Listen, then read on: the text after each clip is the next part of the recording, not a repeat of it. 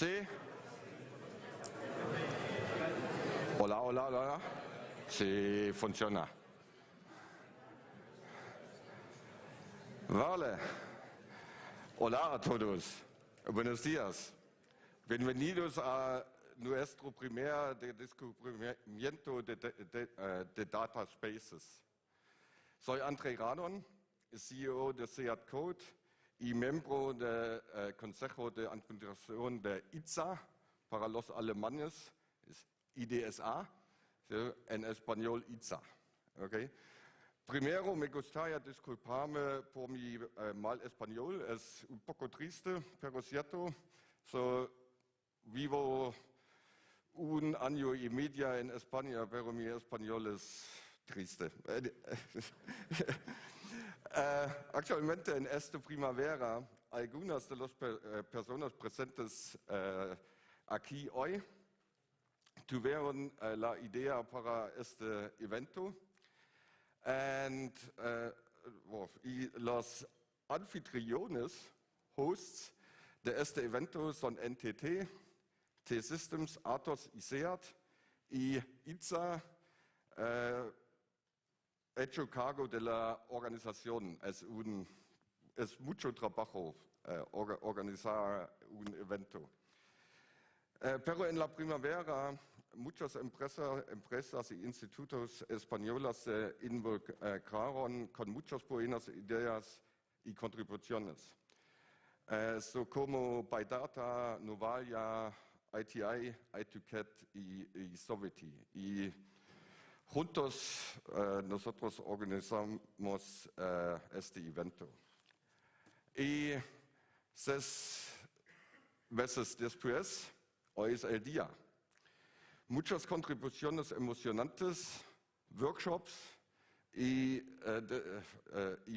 paneles de discusión nos esperan. Casi lo más importante es fortalecer la red de la industria de datos española.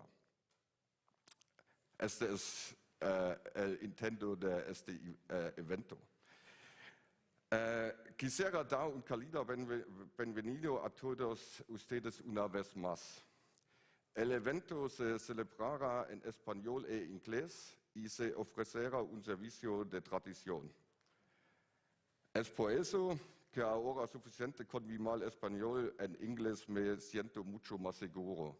In English I feel much safer than I do in Spanish. En restaurantes funciona, pero en conferencias es un poco difícil para mí.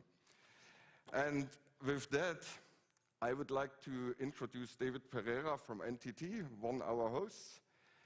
David is the head of data intelligence EMEA and Artificial Intelligence Center of Excellence at NTT worldwide. From his background, he's a telecommunications engineer from the University of Vigo and a PhD by the IDSA Business School. He is partner of the Digital Technology Unit at NTT Data, and he is an associate professor in various digital business schools. During networking, he's probably going to tell you in which one, so it's quite some. And for me, very interesting, he's also a founding board member of the Springer's AI and Ethics journal. I personally believe ethics in AI is a very important topic. And so he's also a member of the advisory council of the Observatory of Ethics in Artificial Intelligence here in Catalonia. So with that, David, I would like to give you the word.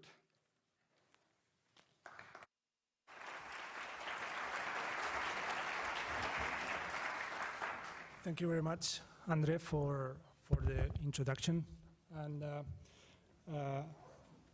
he was feeling more comfortable in English. I will switch to Spanish this time, but I will have the occasion to use English later on during the session. So, en español, bienvenidos todos a esta sesión, tanto para los que estáis aquí en presencial como para los que nos seguís vía streaming. Estamos hoy aquí en esta fundación, en la Fundación Joan Miró. No sé si todos habéis tenido la ocasión de visitarla en otro momento, pero creo que es un lugar excelente para tener una sesión como esta y hablar de compartición, compartir, en este caso, de compartir en el ámbito del dato.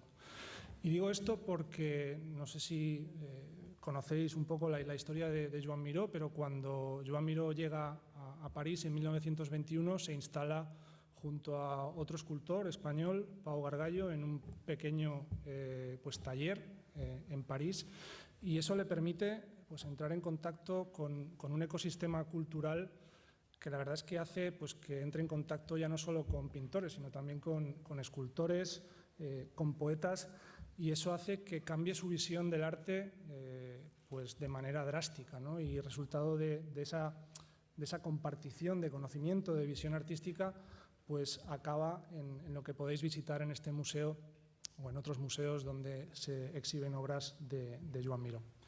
Como decía André, formo parte del grupo NTT y me siento orgulloso de ello hoy aquí porque bueno, somos una compañía que participa activamente en diferentes organizaciones que están investigando, avanzando en el mundo de la compartición de datos, como pueden ser Catena X, Gaia X, IDSA, BDVA. Hemos realizado ya proyectos tangibles alrededor de la compartición de datos y, de hecho, más tarde, durante esta sesión, compartiremos una de ellas, está en la agenda del programa. Y también hemos contribuido, pues, por ejemplo, con organizaciones como la Unión Europea, a lanzar estudios y piezas pues, alrededor de la compartición de datos. En particular, es un estudio basado en el Data Sharing for Business Companies in Europe, que si no habéis tenido ocasión de leer, pues os recomiendo que lo hagáis. Al igual que París y ese taller inspiró a Joan Miró, pues espero que ya no solo este espacio, sino todas las personas que formamos parte de este evento también pues os inspiren, ¿no? a buscar esas formas de utilizar los datos de una forma que pueda mejorar tanto vuestro negocio como en general la sociedad en la que vivimos. Y como esto va de compartir, y compartir no es algo que podamos hacer solos, pues os invito a que tanto en los coffee breaks como en cualquier ocasión que tengamos, pues podamos tener un ratito para charlar en el booth y bueno, pues poder debatir pues cualquier idea, cualquier duda que tengáis en torno a los espacios de datos y a la compartición de datos.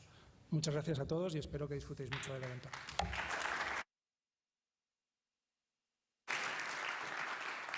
Muchas gracias, David. We got another David, that's good for me, who knows I'm very bad with names, so I only had to memorize one name. And as NTT is a very important partner for us as SEAT Code, T-Systems is also an important partner for us as SEAT, so I'm very happy to welcome David Olivia, Head of Digital at T-Systems. We talked earlier, digital sounds like almost everything. David is more than 15 years in the sector. He began his professional career at T-Systems, but in between he moved to be the CIO of the Banco Madrid, and there to drive their transformation, obviously. And before we joining T-Systems, I have to say, he was at Capgemini in Catalonia, responsible for the automotive industry. So at the time we didn't meet. And David holds a degree in business administration and management, a PhD from IDSA, I think, see? And an executive program from Berkeley. So very warm welcome to the stage here, David.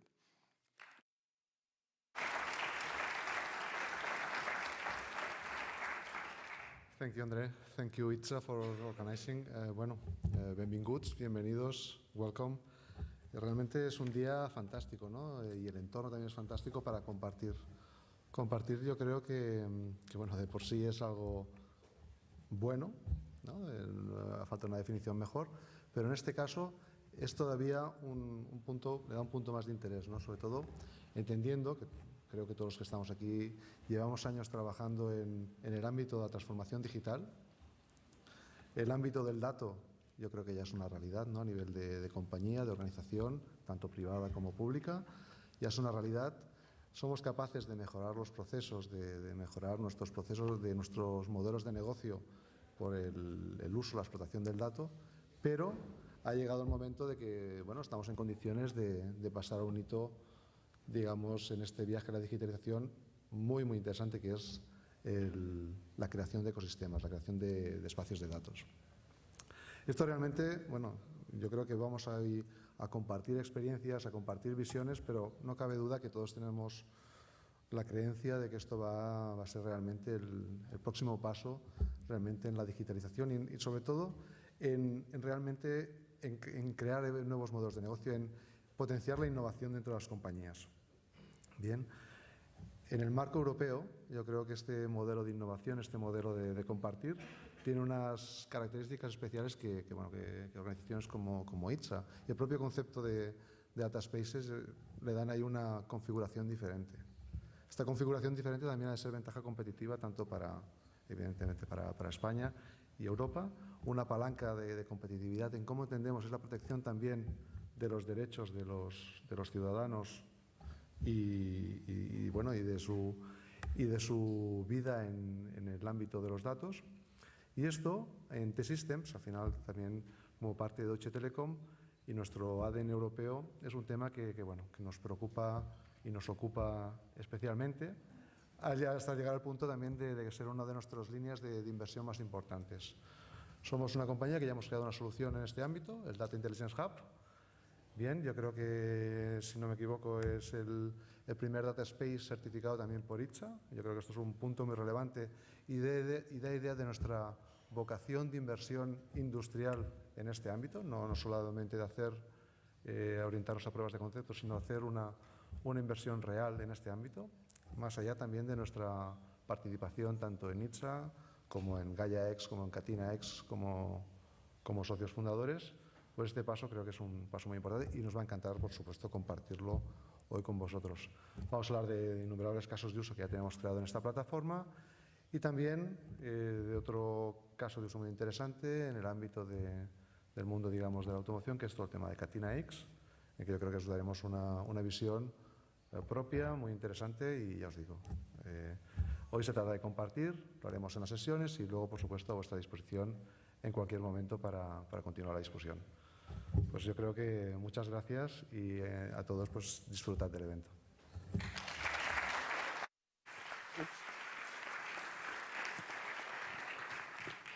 So, muchas gracias a ambos Davids. I stick with English. I give up. Okay, so our next speaker is going to be Lars Nagel. Lars Nagel is the CEO of the IDSA. Yeah, the Germans have to get used to it. I had to get used to that as well, the IDSA, right? And Lars is going to give us a strategic view on data spaces more in general as a keynote, so I'm really looking very much forward to it. Lars, take the stage.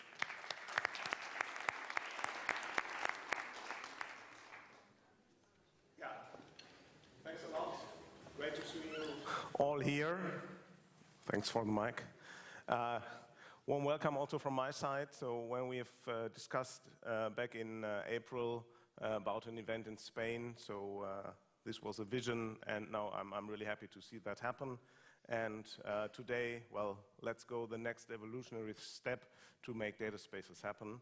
I'm sure, so therefore I'm so happy that we have our co-hosts here from industry, so that we give a clear sign and signal, let's really bring data space to life, into commercial use, into business benefit. So therefore I would love to talk about business, so I will push everyone today to really start something and get going. But my presentation is a little bit to set the scene about, okay, what is this difficult beast of data spaces all about? And also I'll try to give or bring some light into the jungle of data spaces, because I think we all feel like it's still a jungle. We have to find our way through it. And on the other hand side, we are all here, you are all convinced, as me, that data spaces are a kind of magic. And it has, well, a different, a plethora of benefits. So it will make business, economy, but also all our life and welfare of society dramatically better. So therefore, let's build data spaces. It's not only a business thing, it's something that hits us also personally. So let's make that magic happen. Let's talk about how to do that today, to really kickstart some projects and get things going. and also, well, lift the secret a little bit of this holistic challenge. So when we talk about data spaces, there are a lot of uncertainties. So there's a lot of technical complexity in there, so a lot of new, so federated cloud infrastructure, super cybersecurity features, secure end-to-end data supply chains. There are a lot of legal uncertainties, so like Data Governance Act, Data Act, Data Market Act, Data Services Act, other AI Act coming, so well, who can understand all of this? So I'm not a lawyer. And a lot of undiscovered business benefits. So I think all of us, so we feel that there's a lot of benefit, but well, what exactly is it? And therefore, it's all about the right timing and the right speed to start with projects and to really focus. Our role as IDSA, IDSA, so be smart when you choose for a name for an association, right? So we as IDSA, our ambition is to make life easy, and it's not all our ambition, but also with other organizations which are, well, standing next to us. So we want to make life easy when building data spaces. So we want to give guidance, support, and best practices. We will learn a lot about that today. We need to craft a common data spaces framework that you can just download and use, and then everything is fine. Well, it's not that easy, but we should bring it as far to that as possible. And we need to stimulate market-ready, usable solutions. So, well, where can I buy the SDK for a data space so that I can get going tomorrow? So that's our ambition for today. A little bit about, well, why is this such a complex thing? What is a data space? Well, data space is something very easy. It's so the sum of all data endpoints that are able to share data. And our ambition is, in order to really benefit from the nice ideas of artificial intelligence, we should have as many data endpoints as possible, which can share data, exchange data in a standardized manner, so, well, that we have the biggest pool of data that we can imagine.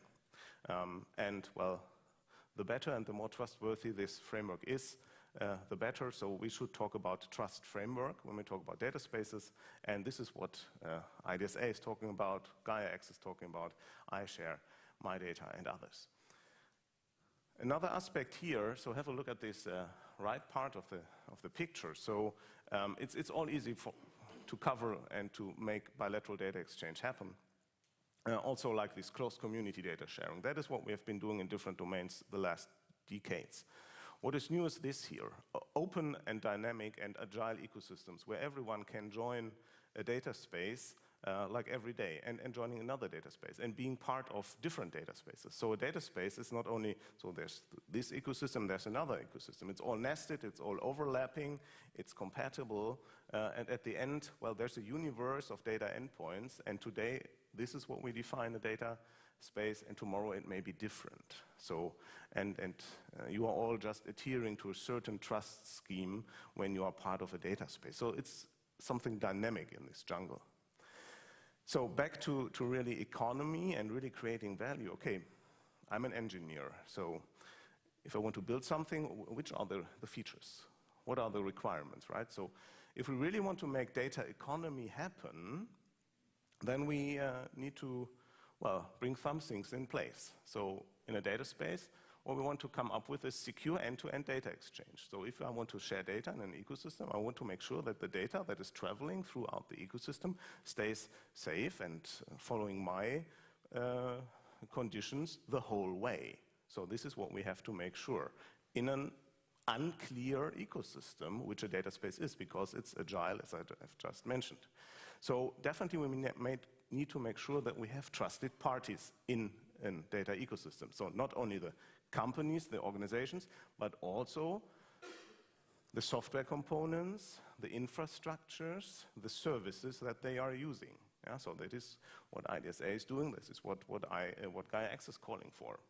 And then, well, we're talking about data, right? Data is about well, information that you can use. So we need to make the FAIR principles work. So you need to find the data set, right? So there are others which provide data. So you have to find them, you have to access them, and this needs to be interoperable. You have to understand others. You have to be able to process data. We all want to monetize data, and we want to really bring usage policies in place, and we want others to stick to usage policies. Well, this is all that we need to bring in data space. So, and then you can really benefit from data economy, because if you don't know where the data set is, well, then you cannot benefit from it. In IDSA, we are taking care of this very central component, the connector, which includes all of these features that I just mentioned. So the techies in the room might like this picture, others may not like this picture. So it's the collection of all functionalities that we need to bring in place. So it's not an easy thing. Yeah? We have to really do something and build something new. And you can also see here where the boundaries of IDSA scope are. So we are taking care of this, but we need to bring digital decentralized identities, verifiable credentials in place. We need to connect to federated catalogs of Gaia-X. We need to make use of authorization schemes like in iShare, and so on and so on. So we are not alone in the world, but we can say, like, we take care for this part of the data spaces, and we can also certify it. And therefore, I'm so happy that we have now 6 companies which have been awarded, which are on their way to build up exactly these reusable, commercially usable components. You can see them down here, and this is a true versatile view of big players in the world. Some are here in the room. Also, we need to make sure or clarify that IDSA, we built the standard, we define the standard, and there will be several solutions out there. You can make the choice. Yeah? So we hear a lot about the Eclipse data space connector, but there are also others. So based on FiWare, so the true connector from engineering, the connector which is run by TNO in the Smart Connected Supplier Network, even something from China and Japan. So this is the the ecosystem, the flourishing, colorful ecosystem that we want to see and that we need to see. And this happens on several ends in Europe and data spaces I mentioned before, so it's really a complex and diverse thing. So we need to build all of this together to a common data spaces framework. You know that IDSA is doing a lot on that end. We are bringing forces together, joining forces with others, and try to make it as easy as possible with the design principles for data space, harmonized generic building blocks, and we will hopefully come up with a common data spaces framework which encompasses all these frameworks, architectures, blueprints on data spaces that are out there. The good news for you here in the room is we are taking care of that. We have been teaming up. And at the end, what we need to provide is something like a cookbook for data spaces, right? So something which is easy. And this has been published. You can find it on LinkedIn, and soon you will find it maybe printed. So how do all these associations work together that you my previous speakers just mentioned? So the Gaia-X Trust Framework, the Gaia-X Federation Services, the IDSA components like the connectors and the things attached to it, FiWare components. Also, all the nice smart services which are, well, brought forward in the BDVA ecosystem and also linked to certain technologies out there like iShare, MyData, TM Forum. We can build a big picture out of it. It's not a question, do this or that. No, you need all of this in one cookbook, and then let's all start cooking and create something which is really delicious. We will give support. I promised this at the very beginning. The Data Spaces Support Center will be active from October onwards. It's a coordinating and support action mandated by the European Commission, so that us as neutral organizations, but also with our knowledgeable partners. So a lot of our Spanish friends, you can see the logos over here, are also part of the Data Spaces Support Center. So this will be the go-to place for data spaces.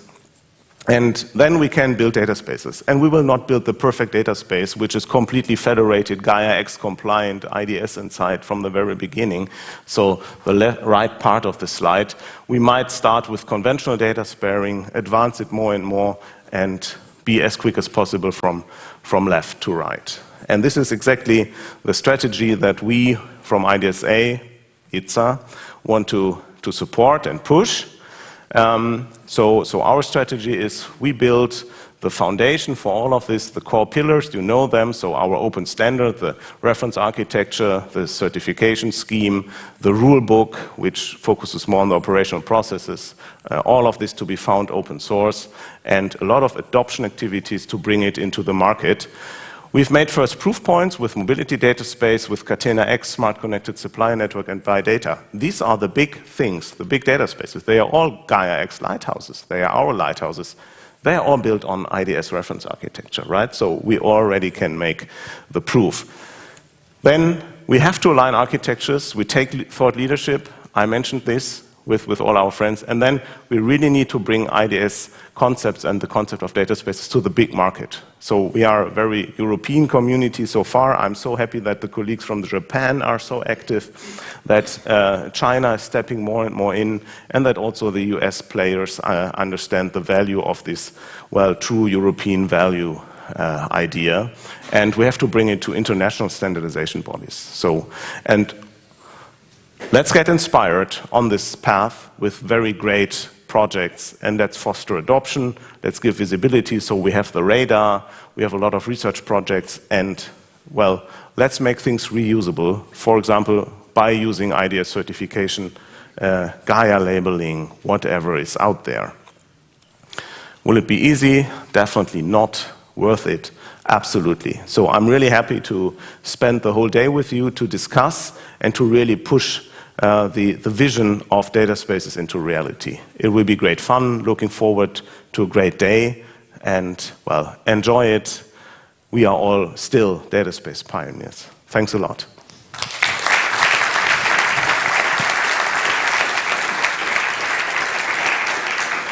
And I would like to welcome on stage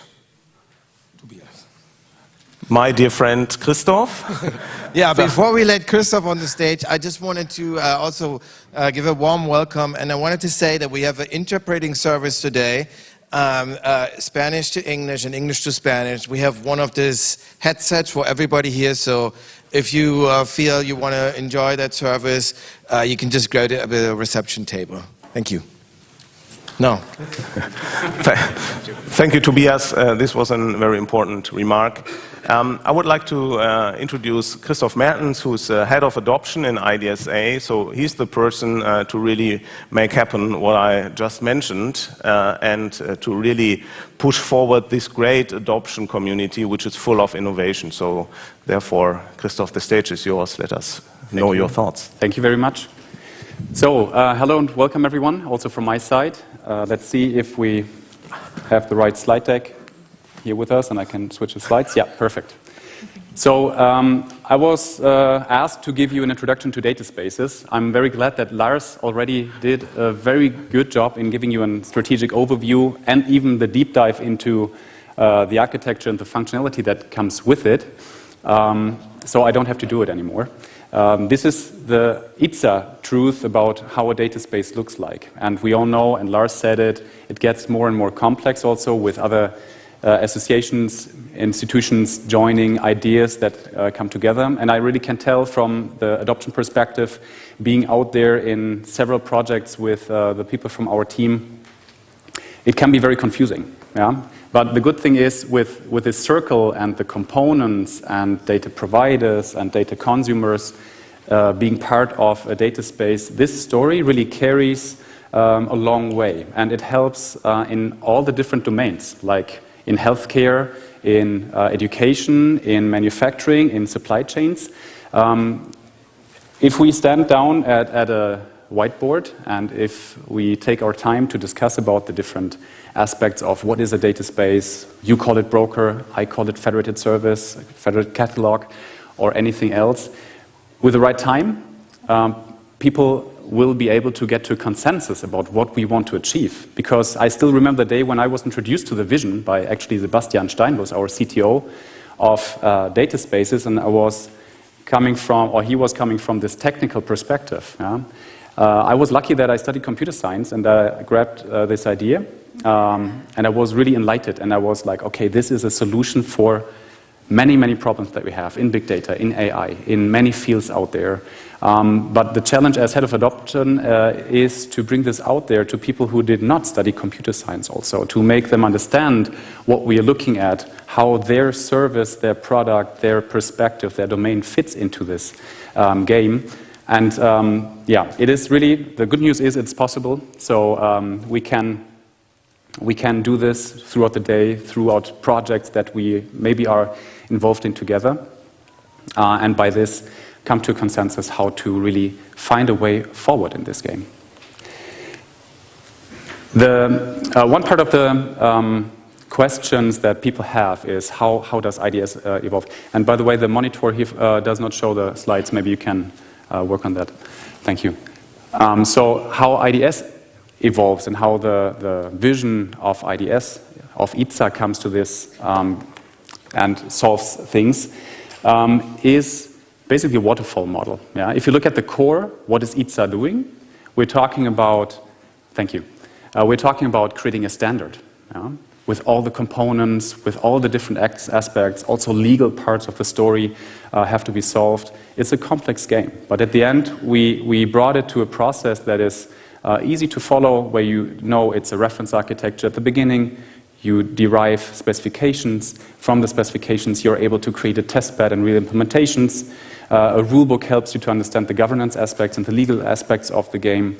And at the end, certification, like Lars said, will be the proof of the pudding, where you're able to prove interoperability between different solutions. And this simply continues. Yeah? It's like a thing that is done over and over again, and it just follows this process. So you could think about it as a sort of circle that is, we run through it since more than half a decade already, and we are here to continue this work, to mature together with you, because this is also very important to understand. We at the IDSA head office are not solving all the different difficult questions. We are here to guide our members and be guided by our members through this process and follow this to make the solutions easier. But where is now the interesting part? So most of the times when I'm confronted in discussions, people ask, okay, what is the use case? Where can I benefit from it? And this is the thing that has to be created in projects, in companies. So it's about using the complex beast, the monster that we created in long processes. But this also has to be improved. And projects help us to do that. So you can start simply with creating a usage scenario. You can then go to implementations thanks to things like the test bed and the baseline that we created with our members. You even can describe how you solved it. Yeah? The test bed might be one way to solve an issue, but you might find other ways. So let's describe this in deployment scenarios and let the world benefit from these descriptions and make it easier for others to do their own, to succeed in their own project. Yeah? And then out of this, we have requirements. So you might want to change what you read in the reference architecture, what you found in the repositories that we created. So this is the feedback link that really helps to improve the standard and that will create and already created interoperability between many, many different aspects. So this is only a very simplified part of the complexity that you will be able to discover. Like Lars already said, it's a complex beast, many aspects. His slides were very full of many, many documents, ideas, and things. But I think there are easy ways into this complex game. You just have to find the entry to this rabbit hole, and then with the help of IDSA, with the help of implementation partners, with the help of the community that we are, it is really possible to find your very own way into this process. And later today, in one of the fishbowl sessions, we also will have a closer look into this how-to on the adoption part of the story, because we really believe that it's possible to follow these things in an easy process. So if you ask me what does it require now to build a data space, yeah? So is it the tech part? Is it the standard? Is it the documentation? I would say yes, maybe. This is one part of the truth. But I really believe that at the end, what it takes at this point in time especially, it's innovators, yeah, with a certain mindset. So the pure user perspective probably at this point in time will not carry you to making the business bigger, faster, and so on and so forth. You currently need the mindset of an innovator. Yeah? And for those innovators, for those early adopters of the standard and the implementations, we have a whole world of solutions, and we're open to discuss and to find ways for your own project. And I think this is also what this day today is about mainly. So I really believe we should stop talking for a moment about the technical side and all the documents and have a look at real examples, because we already since years have innovators with us. This is what made IDS grow and let us be where we currently are. And these exciting examples out there are carried by innovators like Ute Burkhardt from the Volkswagen company, who is, I would say, you started your journey in Volkswagen in the logistics part, yeah? But at the end, Ute is like the tip of the spear of innovation when it comes to data spaces in the Volkswagen company, carrying it to SEAT, carrying it to other brands of the company. And people like Ute, and Ute, please join me on stage here for your talk, really created examples that, in my opinion, are convincing. And I'm very glad that you're here with us today. Thank you. And I'm looking forward to your examples out there. Thank you for welcoming me that warmly. Thank you. Thank you, everyone.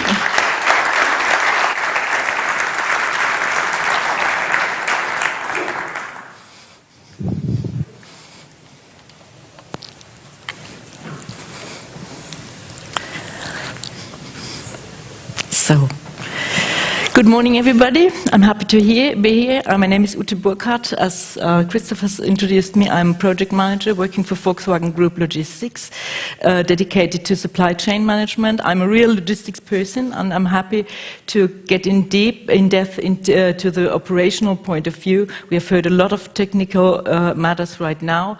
I don't know all of those. I have heard them, of course, but I have my people around. I have my stuff behind. I have the IDSA that helps me. I have André as one of my good fathers in IDS matters and so on. So I have a lot of support in that matter, but I'm happy to share today some insights with you regarding my journey I have made with the IDS, our findings on the impact of data spaces, especially regarding to resilience and sustainability in supply chains. It's very actual, this matter, right now in those times that we have. So I have two controls right here, yes. I'm working since more than 30 years in logistics, as I told you, and since my early days as a young student, I have two topics accompanying my life. The one is the semiconductors matter, because I started my career at the old Munich airport. For those who remember, the elder generation maybe, it was Riem, and it was those times it was most of the most important transit points regarding semiconductors for Europe, and due to the local industry with companies like Siemens and so on. And the second issue was the need and the call for information. There's a telephone sounding, I don't know. Please switch them off, please. So, and the need and call for information regarding quality matters, quality of information, regarding availability of information, and the most important thing from my point of view, even today after 30 years, is the real-time information that is definitely needed. And there are certain studies flying around, like the one you see here. It's a very actual one from May, but you may have a look since the last 20 years, and they all say the same. There's a very small part of companies or people saying, yes, I already share information. I've stolen this copy from this study from the Catena X presentation. So it's a very small part that says, yes, I already do that. There's a bigger part saying almost to 1/3 say, yes, I would like to do and I plan to do that. And there's the major part, almost 2/3 of the share of the cake says, no, I don't trust, I have concerns, I have problems, there's no interoperability, and all the arguments that we hear frequently. In our industry, we're facing certain challenges over the last year. one that we all know very well is the matter of resilience. We have the matter of sustainability, not only because of the Fridays for Future initiative, but also we're talking more and more about carbon footprint. When I used to work in Volkswagen for many years, since 20 years, I was a certain time in charge of contracting service providers. We tried to integrate or incorporate the carbon footprint into our contracts since almost 10 years. It was very difficult because when we were asking with the tender, with the RFQs we've sent out to the market, we got back different answers, different ways how to calculate the carbon footprint. So we have seen there's a need for a standard, whatever. So it's a challenge that we're facing in our industry. It's the geopolitical situation, not only with the Ukrainian war, but also with economic battles that we're facing in China, the US, and everywhere around where you take a look on this. Actually, lots of things happening. We have innovations like Gaia X. There's a lot of words flying around, as Lars has shown before. It's Gaia X, it's Catena X, it's all Greek. I don't know what, but it's something, sounds like. Is it only a trend, or is it something real? What is it about?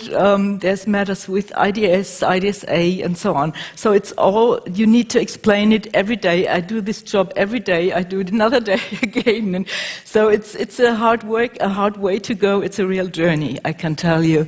And we have the matters in economical changes, of course. We have the rich or the first world in comparison with the third world. We have seen that we need to grow together. We need to take them with us on our way. So there's certain challenges that we are facing.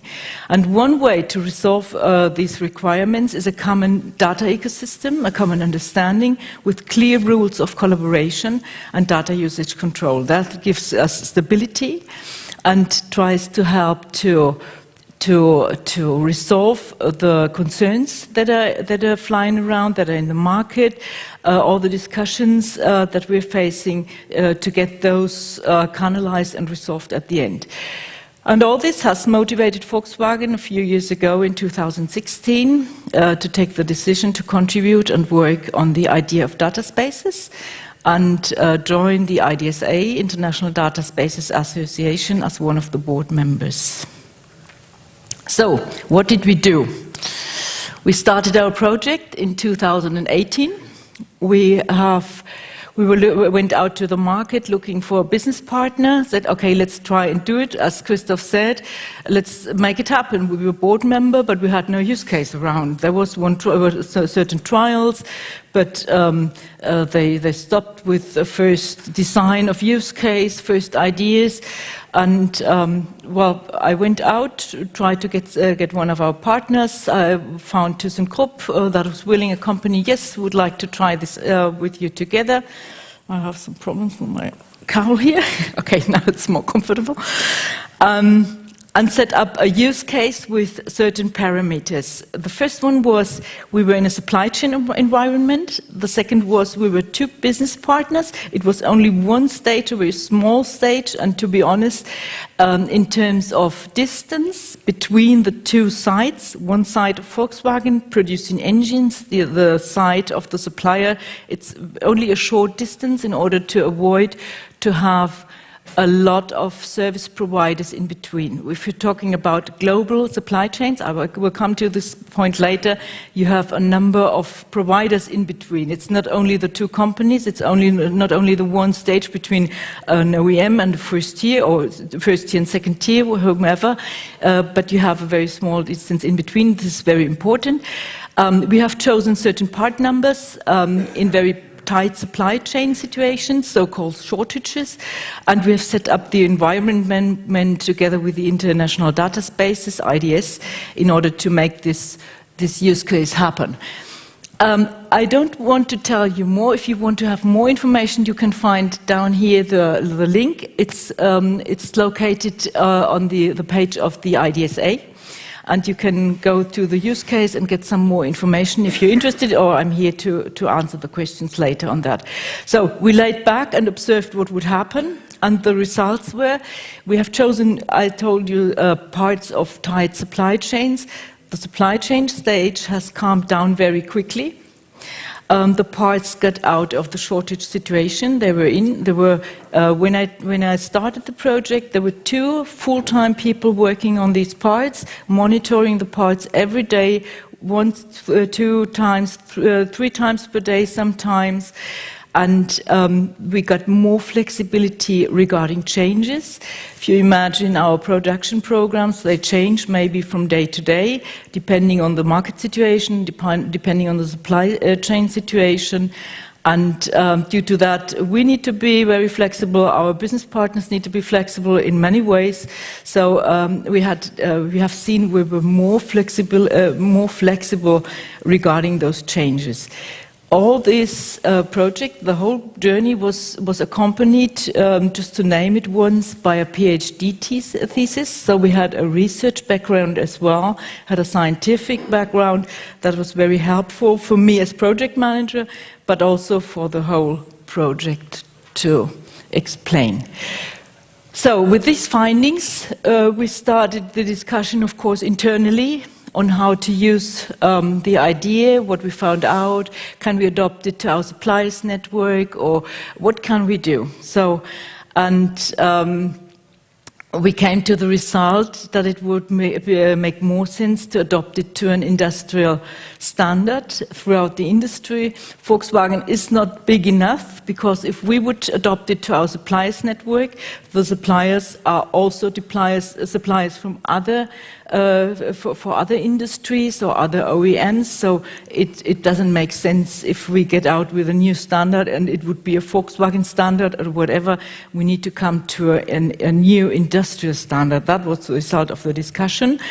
And by the way, as I told you before, when you're talking about global supply chains, you talk about certain stages in value chains. A product is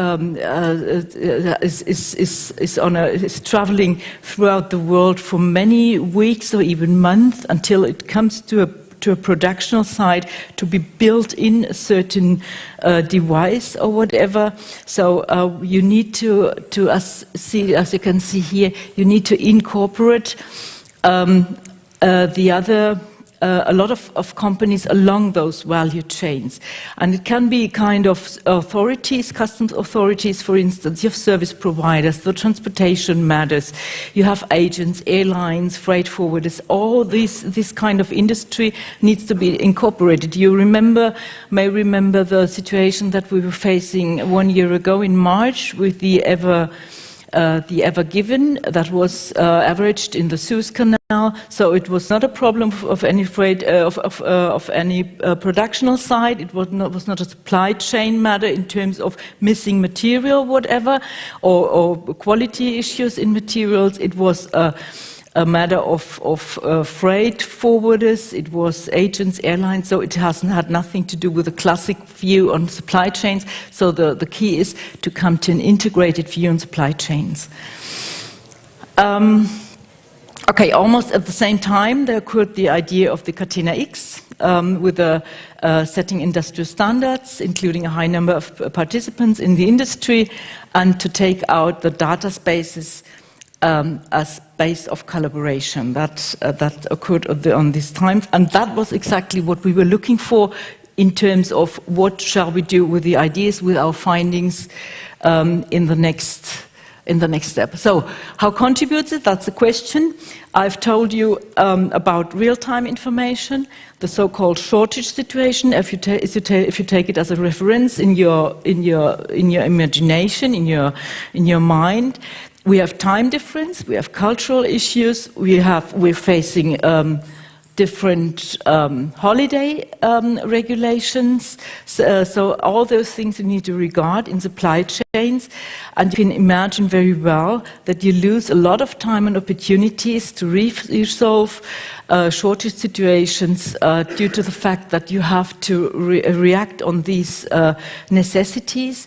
And the longer time you wait until you find a solution, you can make a decision, the less opportunities are left, or the more important or the more expensive the solutions get that are left over at the end. So when it comes to the real supply chain management events, such as a disruption or whatever, shutdown of production, the lost opportunities are left at the end. And concretely, we're talking about savings on air freight, we're talking about milk run operations versus dedicated trucking, for instance, and repacking of sea freight packages into air freight, smart and lightweight air freight boxes. So that's only to name some examples in terms of the impact on resilience and sustainability. So the scope of Catena-X, we will hear later more about that. It's the fitness program of the automotive industry with industrial standards, high number of participants of one industry, and data spaces as the base of collaboration. Volkswagen is member of the Catena-X organization or initiatives in the first day. And we have other use cases we're working on, such as the ecological footprint, demand and capacity management, traceability, and real-time data exchange. This is my project. I'm representing Volkswagen in this project in Catena-X as well, based on the former use case I've shown with ThyssenKrupp before. And as I said before, the integration of participants is very important. So it's the integrated view on supply chains. That is the key from my perspective after 30 years in logistics as well, with a maximum number of participants at the end. And the result will be a more resilient and sustainable supply chain. So, thank you. At this moment, if there are any questions, we have only 1 minute left, I've seen. We will clear them in the coffee break, I think, later. And now I'm happy to, let me just see, mixed up with this is a vision, a nice picture of Catena-X. It can be reviewed on the Catena-X page as well. But I'm happy to introduce now my colleague, Frank Göller. He is head of digital production at Volkswagen, and he's representing Volkswagen in the Catena-X as a member of the steering committee, the Catena-X project. Unfortunately, he can't be with us today, but he has sent a video message and his greetings from Seattle in Washington. So let's see and hear his message. Everybody, this is Frank Göller, LOEV. We all love digitalization. Welcome in Barcelona.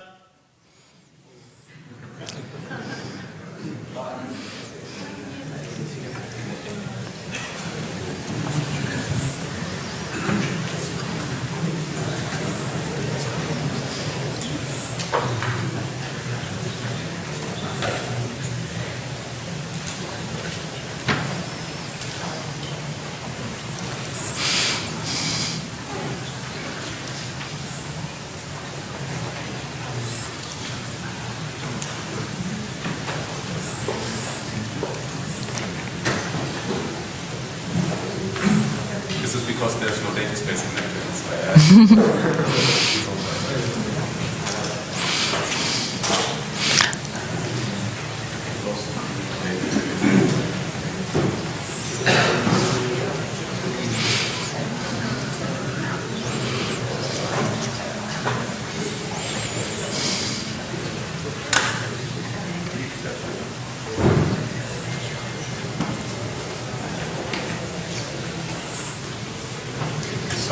Say, will it work? Thumb? That's perfect. Yeah, I can see the video coming. Perfect.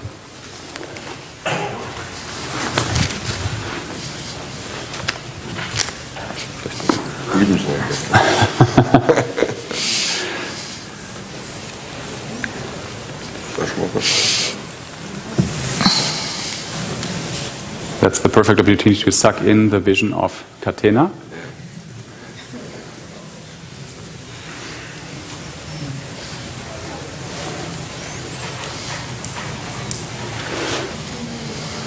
Otherwise, we have to... If there's some questions, maybe in between, we can answer them. Hello everybody, this is Frank Göller, LOEV. We all love digitalization. Welcome in Barcelona to the Data Space Days on the 28th of September. Space is so important today. You all know that we are rebuilding our IT infrastructure and creating a new IT structure for all of our factories and all our brands. We want to skip the old legacy system. We want to skip the monolithic architecture of the past. And therefore, a new approach is necessary, and that means data space, cloud thinking, a new understanding of data business is so important. And I'm today in Seattle at the AWS headquarters, and we will start tomorrow our workshop to reshape and plan the next 2 years of our DPP roadmap. This is a very important element on thinking about data spaces. But it's not only the DPP we are talking about, also industrial cloud, externalization of use cases, and also the integration of Catena X with the long data chains is a very important topic we have to tackle and we have to take in account in our planning for the next years and decades. But now enough words here from Seattle. Now you have to start your conference and you have to collect a lot of ideas and good thoughts about the data spaces of the future, how to integrate them in our infrastructure, and how to improve our production performance with your ideas. So have a good time, have good discussions, and all the best.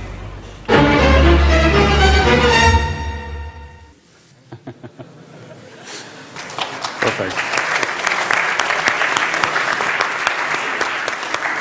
Yes, thank you very much for this video statement and also the inspiring presentation. Thank you. Ute, thank you very much.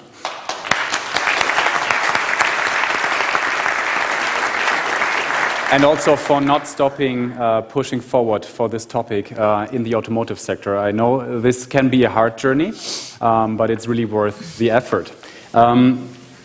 We do not really switch now out of this automotive view too much, but we make it a little bit more abstract now, because I have already said it, use cases are very crucial. They inspire people, they help you to understand the topic from your perspective, but if you're not from automotive industry and if you have no clue about supply chains, of course this is a bit tricky. But there are plenty of use cases from different angles, and the more abstract one will be now introduced in the next session, connected data spaces to reduce CO2. For those who have not been with us at the last Hannover Fair, I think this will be new.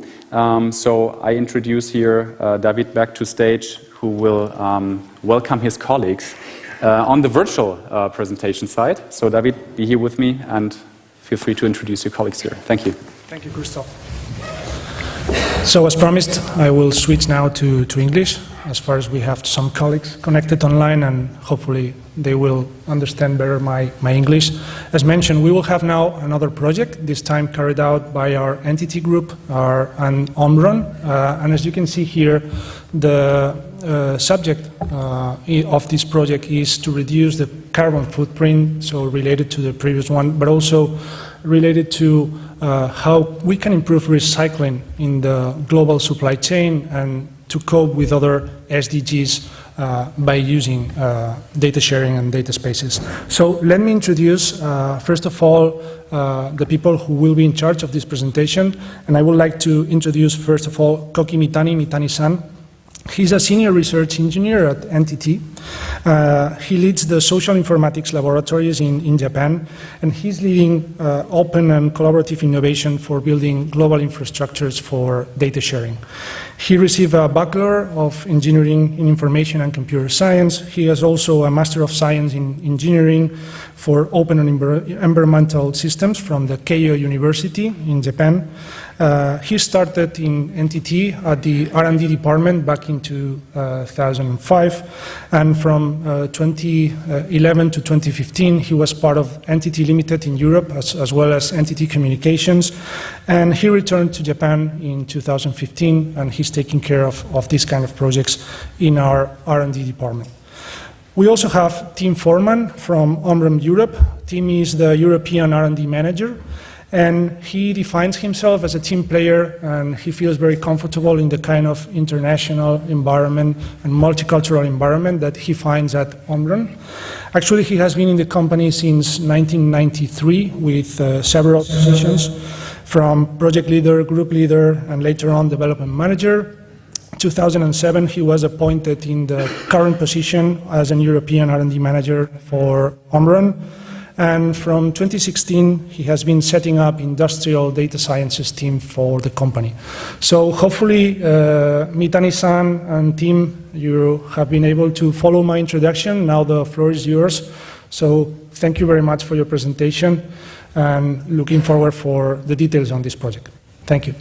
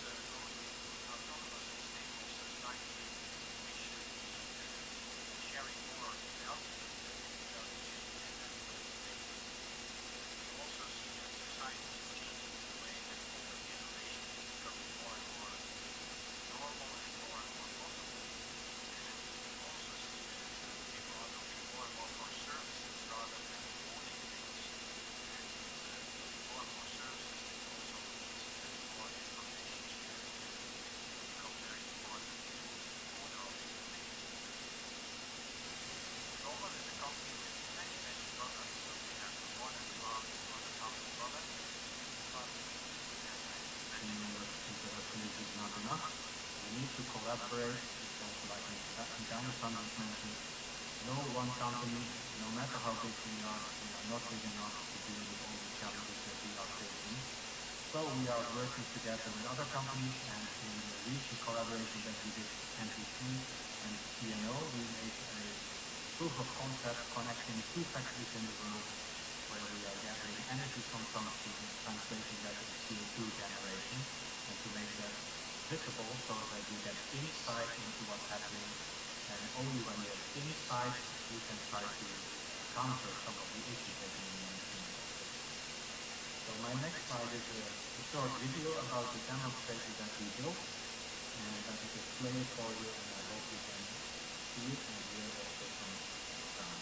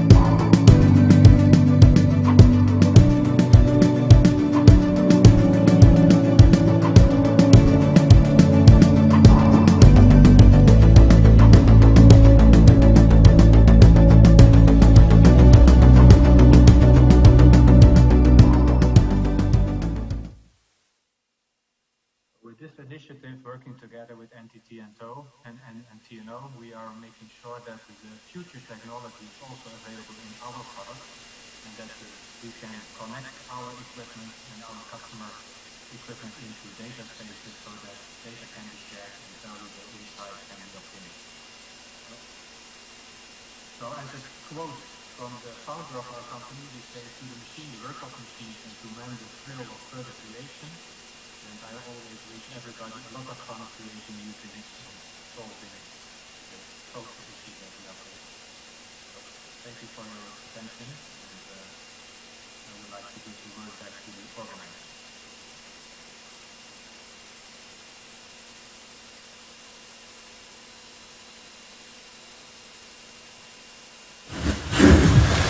Thank you very much, Tim and Mitani-san, for this great presentation on the project that you just did.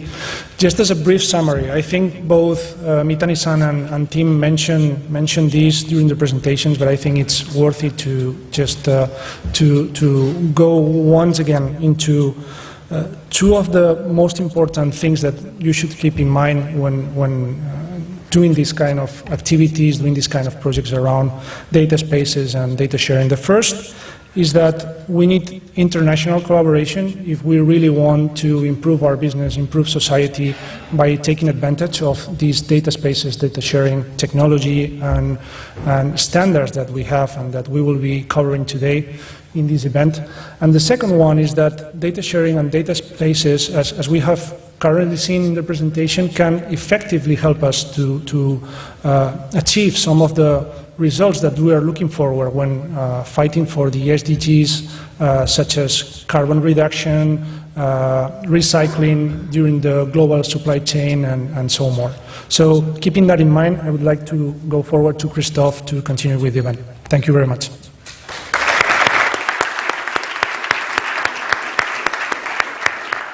I have to say thank you. So thanks for the impressive presentation and also the statement of let's go international. I think IDSA carries it in its name. So really appreciated that even though we have a Spanish community here coming together today, even Japan is with us. Thank you very much for that.